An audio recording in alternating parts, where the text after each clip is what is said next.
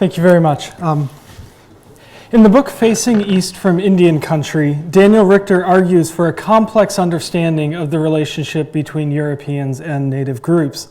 He claims that his account is much more complicated, much more interesting, much more revealing, if no less a tragic tale. So I aim to do something similar today. I want to kind of complicate the categories of the European and native relationship in colonial New England.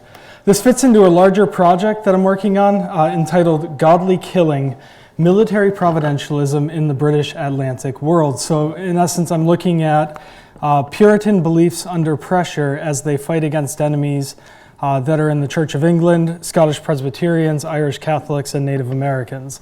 So looking at what their theology does as they fight against 4 different ethno-religious groups.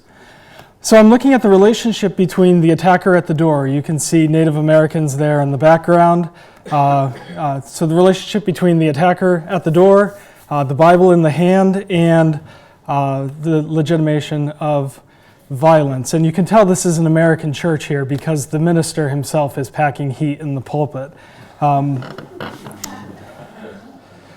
So this is looking at the relationship between Puritans and outsiders. The Bible itself provides many different ways to divide humanity up. And one of the things that I want to stress throughout this talk is that these categories simultaneously unite as they divide. So if we were to think of humanity along a horizontal axis, you have people who are unjust and people who are just. Along a vertical axis, you have people who are unholy and people who are holy. And as a result, you have dozens and dozens of different types of identifications of outsiders and insiders.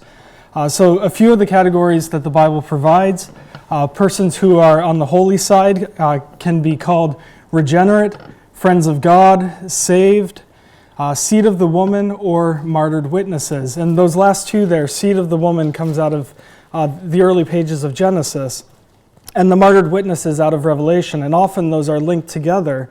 So someone views themselves through these categories in a larger cosmic war that's been going on since the beginning of the world all the way until the end. On the unholy side, people can be identified as unregenerate, enemies of God, damned, seed of the serpent, and agents of the beast. So again, seed of the serpent and agents of the beast puts people within the larger drama across all of history. They can also be divided into persons who are just and unjust, and these are not absolute categories. This is a spectrum. It's not saying someone's entirely one or the other. And we use various terms for persons who are just, like civil or law-abiding, whereas persons who are unjust, might be called barbarous or criminal, especially in the 17th century. I want to give one example of how people can change and how Christian theology simultaneously unites groups as it's dividing and creating different groups. So there's variations in positions, and Algonquian Indians, I use Algonquian, that's the linguistic term to describe these groups. They could be Pequot or Narragansett, etc., but the linguistic term is Algonquian. So the natives themselves used predator language to describe their pre-conversion selves. They hoped in a God who could change the nature of animals and promised to transform strangers into full members of God's household. This is classic Pauline theology here, that people, their positions are changed through entering into a relationship with Christ. And this is what the natives said in their letter to Plymouth. "We, the Indians of Powmet, do engage our fidelity unto the government of New Plymouth. We were like unto wolves and lions to destroy one another, but we hope and believe in God. Therefore we desire to enter into covenant with the English respecting our fidelity," as in Isaiah 11:6. So you can see here there's the transition as they're describing it from unjust to just and from unholy to holy. And so persons can be, within this paradigm, persons can be regenerate but living unjustly. Or they can be damned but living justly. These beliefs are very complex that they hold. However, knowing that the native groups were largely driven west, and it's easy to look at it and say, this was the inevitable outcome, or this is why the Puritans came to the colonies, in order to conquer. And a relatively simplistic argument, though a popular argument, is by Roxanne Dunbar Ortiz. She says, in language reminiscent of that used to condemn witches, Massachusetts Puritans quickly identified the indigenous populations as inherently children of Satan and servants of the devil who deserved to be killed. Now, she's absolutely right that they quickly identified them as children of Satan. But that belief is so commonplace that it's almost not worth mentioning. In fact, if they had not identified them as children of Satan, that would have been quite odd given their theology. The part that I have a problem with is where she makes a close connection between identifying someone as a child of Satan and arguing that they can be killed. The Puritans did not believe that you could just kill anybody associated with Satan. They would have killed most of England. They would have killed much of Puritan New England, almost all the Catholic countries, and even when you read their own diaries, the governor of Massachusetts, his diary during the Pequot War, he's identifying himself as under the influence of Satan. So you can't just go around killing people associated with Satan. That's the point that I'm trying to make. So the way that she sets it up in her book is essentially this. You have a belief and then the action. Algonquians are children of Satan, therefore we can or should, and she argues, kill them. She says this is essentially what the Puritans believed.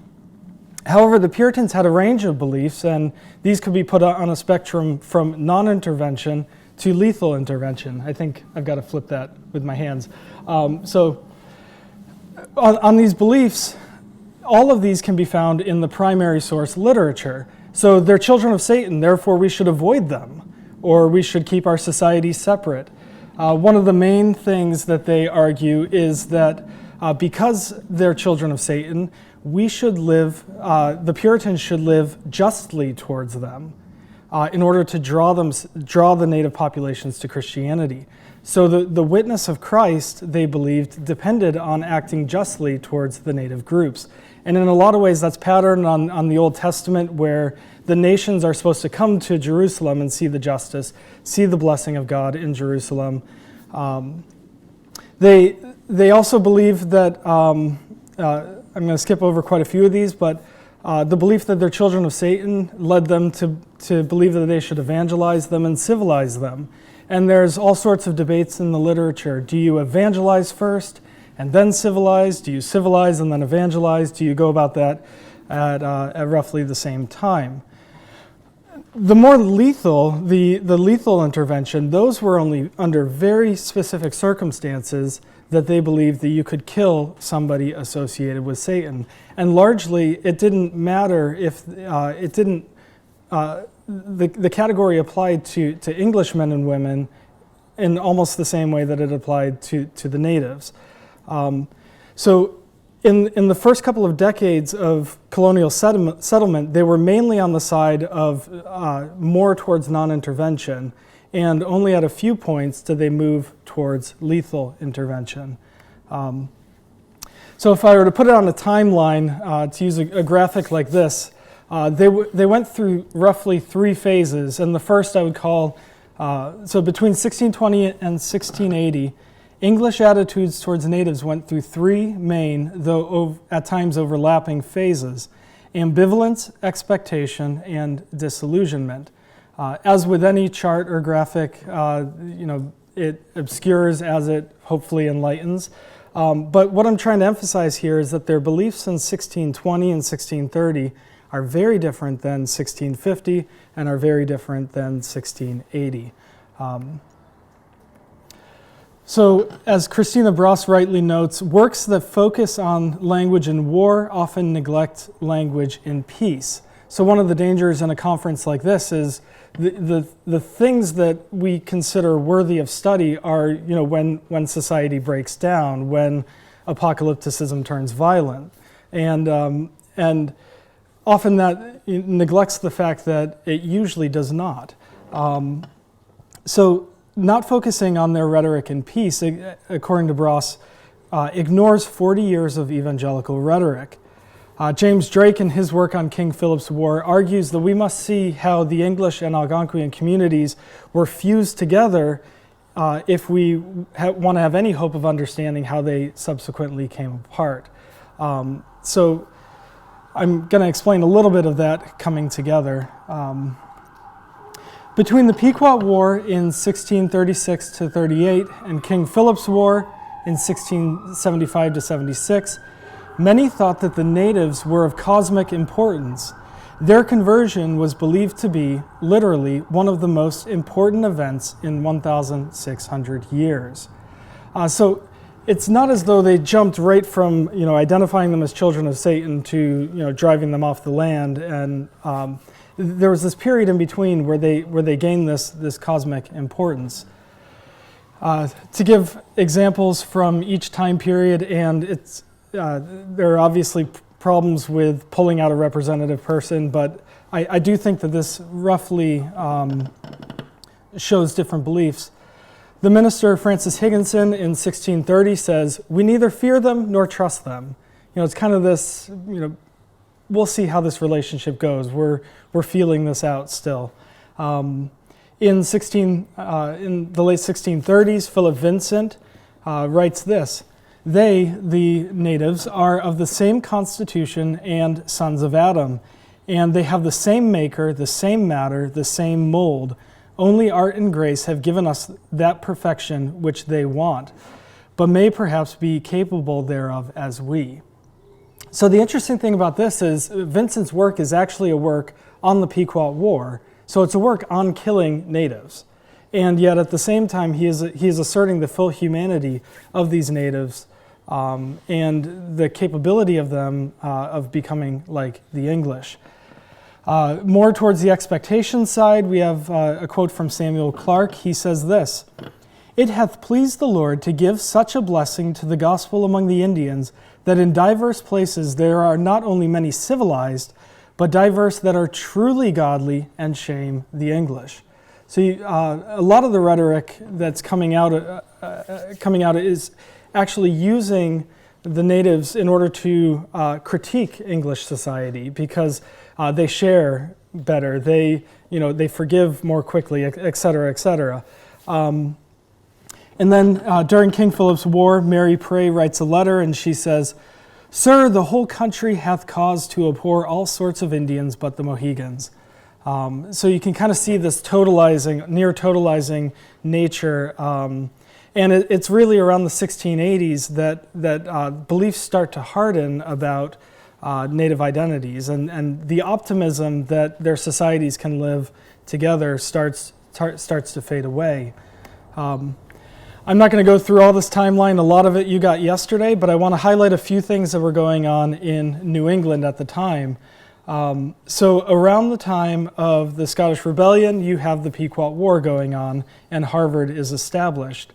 When Cromwell is off conquering Ireland and Scotland, John Eliot is beginning his mission work among the natives. Harvard has an Indian college founded shortly thereafter. A number of praying towns are established, and these are mostly converted Indian groups. And the way that the English settle the groups is the convert Indian towns almost function as a buffer around the English towns. So you have the English, you have convert Indians, and then you have non-converted Indians. And so there's kind of this buffer between them and their cultural mediators and religious mediators. And then there's the breakdown with King Philip's War, where King Philip's War, basically, it takes the English colonies about a century to recover from. That's how bloody and destructive it was.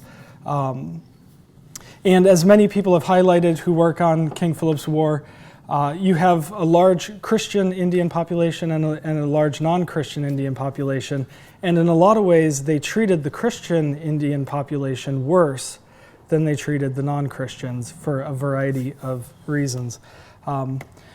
So as far as eschatology goes, I don't need to go into everything with the fifth monarchist, but there arises the belief around the time of the fifth monarchist. There's debates about whether or not these tribes in America are actually one of the lost tribes of Israel. At the time of the Pequot War, John Cotton preached shortly thereafter influential sermons on Revelation, and you see the book of Revelation after this is much more important in colonial discourse. And finally, John Eliot, during the 1650s, he publishes A Christian Commonwealth, and he argues for a society in which there, essentially is no king but Jesus in the society.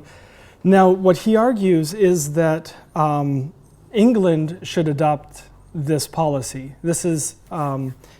England should adopt this policy because it is of special eschatological significance. So he argues that many prophecies are being fulfilled in New England.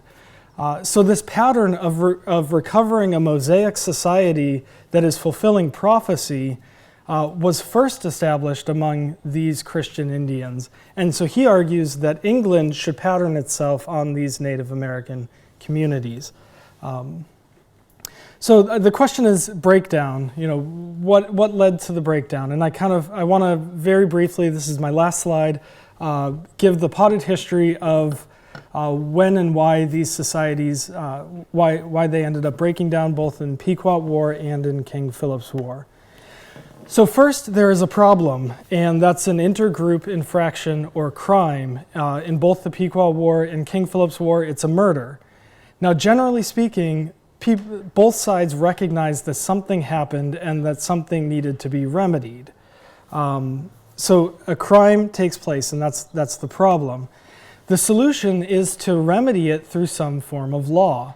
And I'm using law here in a very broad sense, but to remedy the crime through law. However, this creates a new problem, and that problem is a clash of legal cultures. So it's not as though you have law-abiding Englishmen and anarchic natives who don't really care about the law.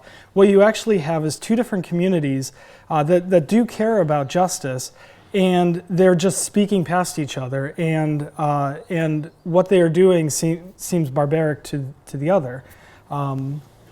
So in order to remedy the solution, you recourse to law, but then there's a clash of legal cultures.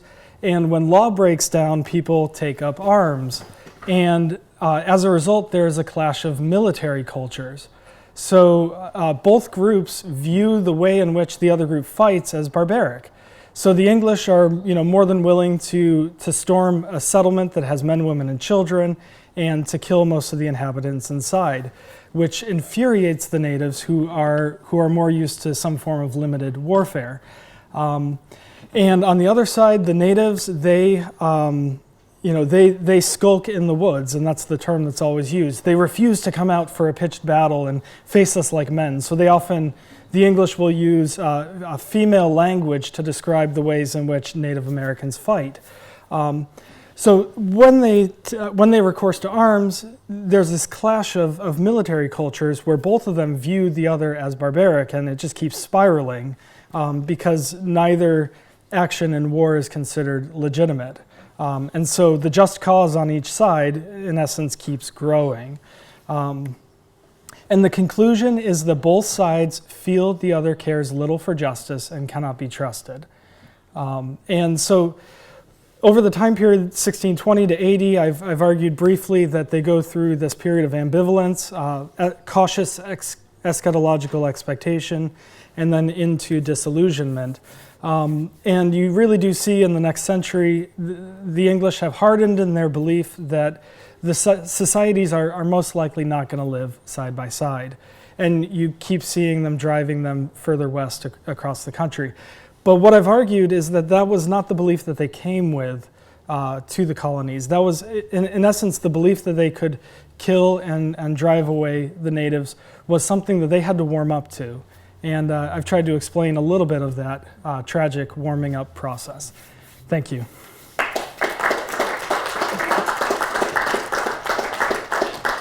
Thank you, Matthew. Very, very, very interesting. Questions for Matthew? Yep. Joe back there. I'll be back for you, Chris.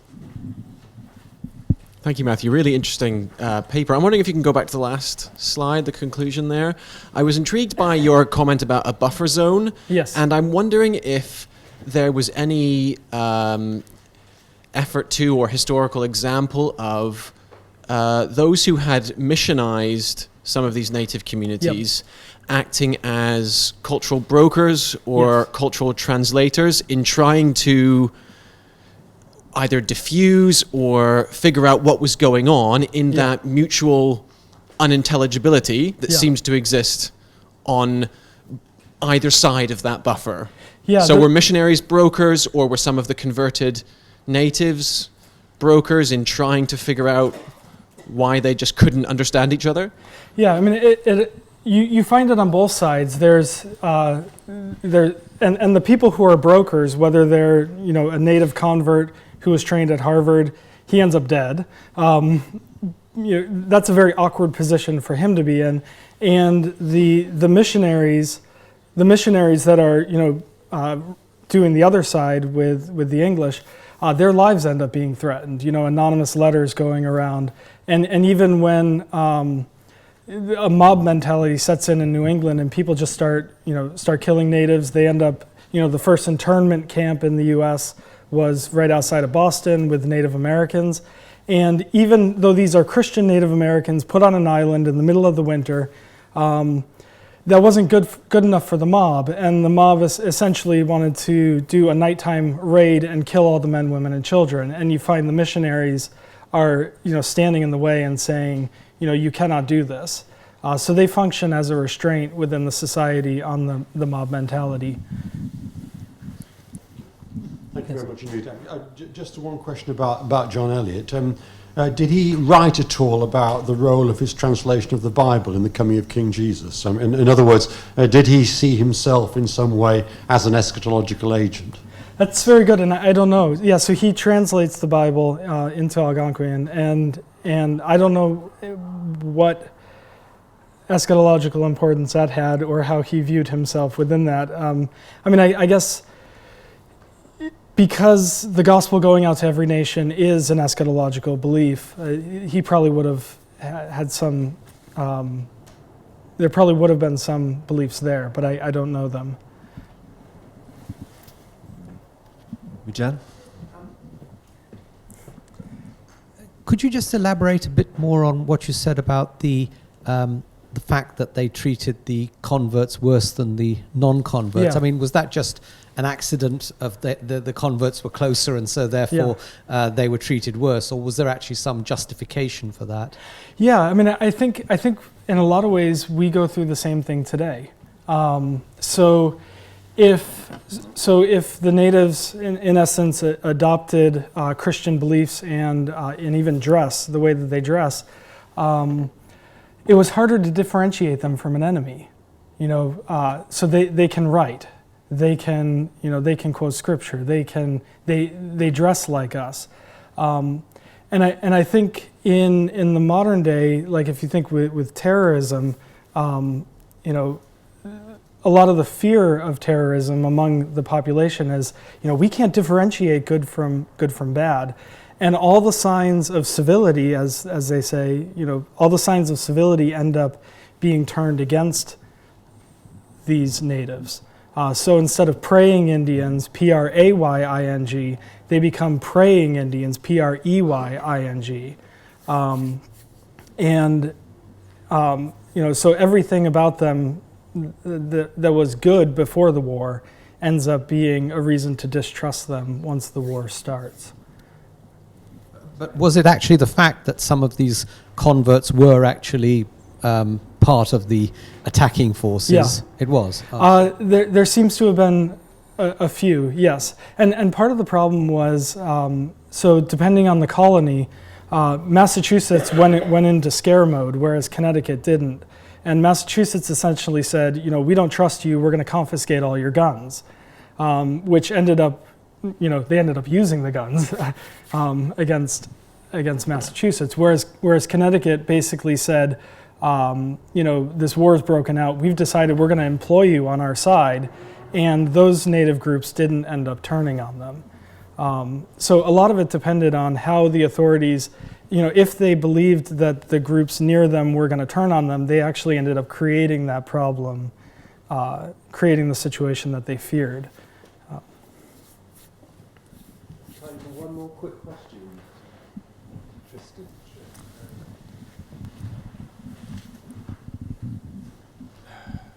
Sorry, as a geographer, I'm going to fetishize this a little bit in the Marxist sense, but so many of these words were geographical to me. You talked about words like contain, separate, buffer zone, drive away, enslave, and these are all distinctions of insiders and outsiders, which I always understand as essentially spatial, right? And I remember a quote from Sack van Berkovich. He said something like, the Puritans had turned geography into eschatology.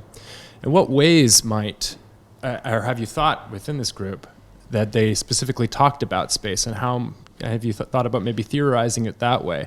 And the ways that groups then become homogenized in larger geopackages, right? You had these sort of essentialisms of these different groups that you also went through, on how certain Puritans had felt about certain groups, right? And they become categorized as everyone essentially being that within that group. There's also, it strikes me, a kind of territoriality, that is the verb of territory, doing territory. And it's essentially a way of containing different groups in different spaces and either keeping them separate, enslaving them, or all these other terms that you had used. Have you thought about incorporating some of these ideas? It's not something that I'm well versed in, so I haven't really thought a lot about the language of space. I mean, of course, there are looking at how where they position native communities. There are all sorts of arguments about things like property rights within the groups. But I haven't given a lot of thought to that.